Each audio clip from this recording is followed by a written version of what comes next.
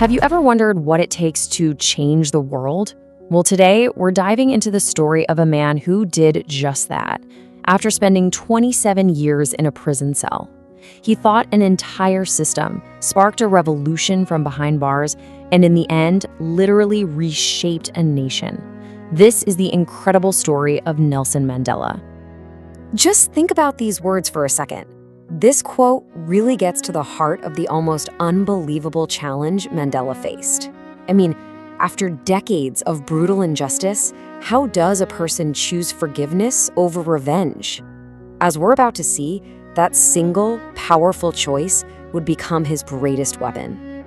So, to really understand the man, we first have to understand the monster he spent his life fighting, a world built on a system called apartheid. Okay, so what exactly was apartheid? This wasn't just about prejudice or people being unkind to each other. No, this was the law.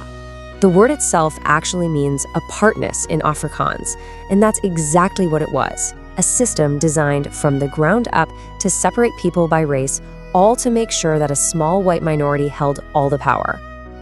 And this wasn't some abstract idea. It was a harsh reality woven into the fabric of everyday life. For millions of Black South Africans, it meant being legally blocked from good schools, from living in decent homes, and from having any say in their own government through the right to vote.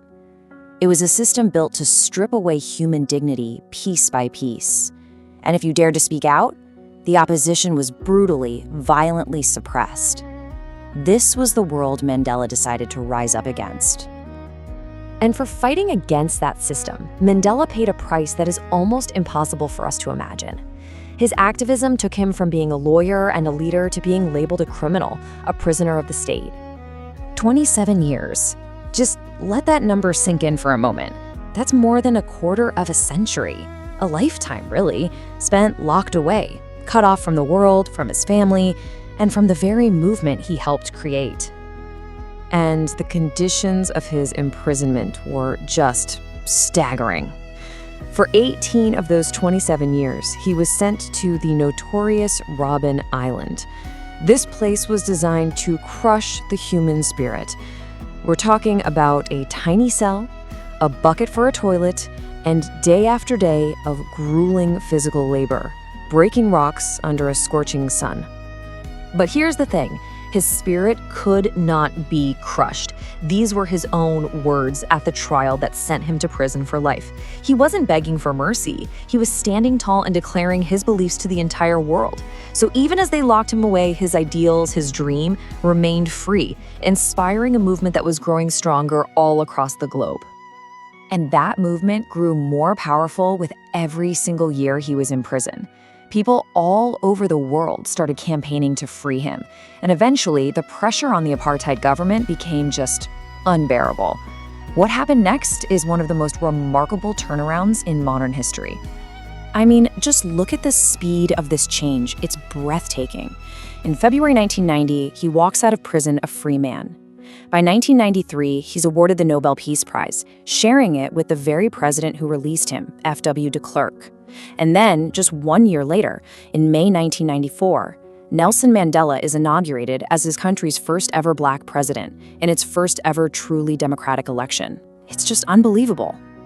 So how did he do it?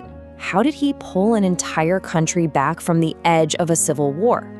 Well, his guiding light was this one single, powerful idea: reconciliation. Instead of seeking revenge against the people who imprisoned him, he focused on healing the deep, painful wounds of the nation. He knew, he understood, that real freedom couldn't exist without peace. Now, Mandela only served one term as president, and he stepped down in 1999. But his story and South Africa's long walk to freedom, it didn't just end there. His legacy is something that people still talk about, debate, and analyze to this day. And that really brings us to the big question, right? What is his legacy? How should we remember him? Is he a saint? A brilliant political strategist? Or, is it something a little more complicated than that? The truth is, his legacy is really a story of both monumental success and, well, unfinished business. On the one hand, you have these incredible accomplishments. He ended apartheid, he created a multiracial democracy, and he became a global icon of forgiveness.